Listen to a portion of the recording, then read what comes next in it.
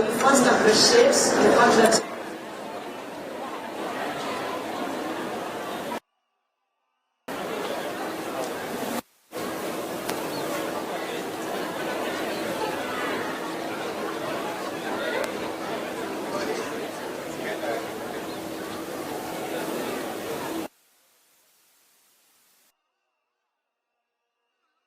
so that at least they can be able to learn the basic computer skills that they require, so that at least they can be able to learn skills to earn online. So at Gilgil, we are still at the basic stage. We appreciate that even in the community, not all of them can be able to access the computers at their homes. It's not quite affordable. So with this provision that you have granted us, at least some of them are going to learn even to switch on the computer is a stage.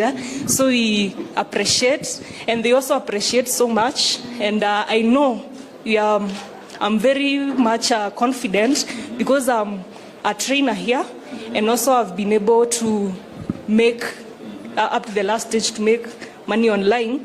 I know that it helps. So we appreciate you and welcome at 11. Are these good people? Good morning. Good morning. How are you guys? Very good.